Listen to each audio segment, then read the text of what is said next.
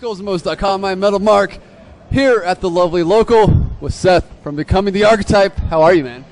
Doing good, man. I'm ready to rock. We got a good set coming up, and I think we're gonna have a lot of fun. We already played volleyball out there. That was fun. Who was the best volleyball player in Becoming the Archetype? Not me, sadly. I should be. I'm the tallest, but I'm not the best. We have another guy in the band. Our bass player, Brad, is really awesome. So yeah, he was tearing it up.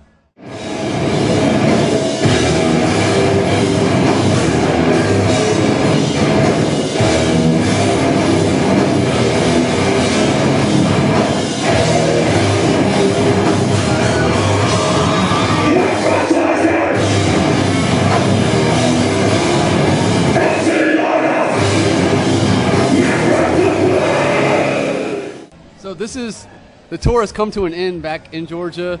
How was it playing all the new stuff and the crowds and everything? Man, that was good actually. We played 3 new songs, the whole 8 for each set, and people really responded well. We had a lot of energy that we're able to do with the new songs.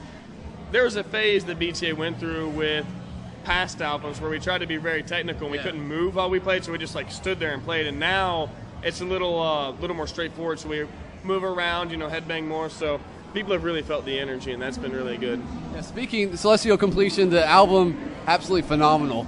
Like, nothing against the previous records, but to me, this was like the complete Becoming the Archetype album. It seemed all around, everybody in the band fully got it, but grasped it. Would you agree with that statement? Or? Yeah, I think not only did we all come together in a really good way, but our producer, Matt Goldman, who's here in Atlanta, he really understood everything we were going for, and that helps so much. When you don't have to explain to the producer over and over again, like, hey, we're going for this, like he just got it, So that helped a lot too. Having that whole team together worked really well, and we got to do a lot of stuff that we had always wanted to do, like the sitar and all that stuff. So yeah, it came together really well. Now, I would say that's a good judgment of the album. We finally found, it's kind of a continuation of Dichotomy, just kind of finding our own thing. The first 2 albums were kind of an immature band trying to be technical metal. But they were still awesome. Thanks. So yeah, I mean, these 3rd and 4th albums have really, I feel like we're where we want to be now. So.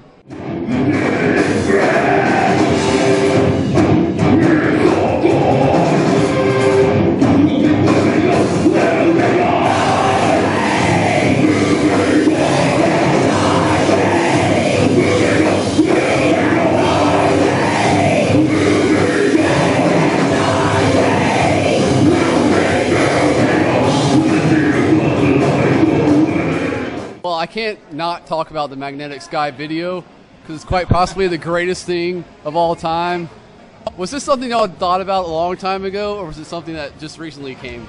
This was the video and the art for the album were all a combined concept. When we were in the studio, I said, to pull this off, we need to have a uniform image, video, attitude. So I started then thinking about, like, what are we going to do? Like, what kind of photo shoot are we going to do? What kind of video are we going to do? And we talked about not doing a video, but the label convinced us to do one. So we did one. I said, if we're going to do one, I don't want to do one of us just jamming in a random warehouse, And so I said, if we're going to be in the video at all, we need to be like characters in a story. So yeah, we're really into, video games, role-playing games, stuff like that, RPGs. So the video's producers were like, hey man, let's we can totally hook this up. So yeah, they made all the 8-bit graphics and everything. Yeah. We spent 2 days at 4 different locations in Georgia wielding medieval weapons and like wearing ourselves out. Yeah, so we were just like so unprepared to handle all of that, but it came out great, so we were really happy with it. Came out awesome. So you'll have a big tour announcement coming, and since I'm not posting the video until Tuesday, could we have a sneak preview? Yeah, for sure. Monday we're announcing a full U.S. tour. It's called the Solid State Tour. We're on Solid State Records. And the Solid State Tour will pretty much hit I think we're playing 30-something states plus 6 Canada shows. It's like a 40-date tour.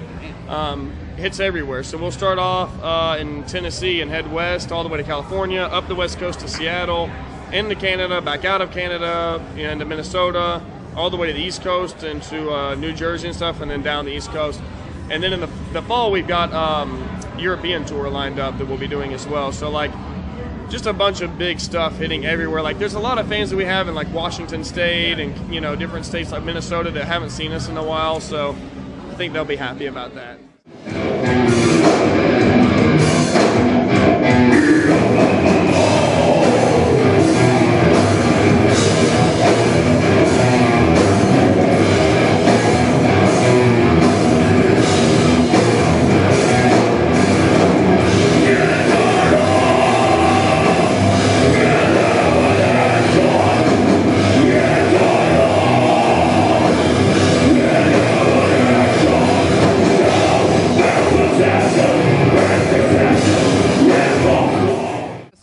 When it comes to Christian metal, most people think y'all don't listen to other metal, which is wrong, horribly wrong. Right.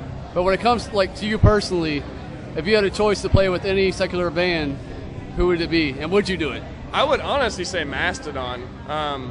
Mastodon's one of my. I only listen to a handful of metal bands, period, and they're all mainstream metal bands. I don't listen to hardly any Christian metal bands. Or not. Right now, the Christian heavy bands that are better are not metal. Like bands like Under Oath, you know, not really metal, but yeah, Mastodon. I mean, obviously Metallica. But I don't. It's kind of a question like that. You never know. Like, am I supposed to go with something that's possible? Because I don't think a tour with Metallica is even possible for us, you know. But Mastodon can happen. So Mastodon. I like Decapitated a lot, but I guess they're not really touring anymore because are they really? Okay. Man, if they do, that would be killer. Yeah. We would love to do that. You know, Decapitated, Mastodon. That's, I mean, Lamb of God would be cool, of course. Yeah, those are mainly the bands I listen to. You know, so right Opeth actually. Opeth would be a great one. Yeah, if we could do Opeth, that would be insane. Good too, so, yeah.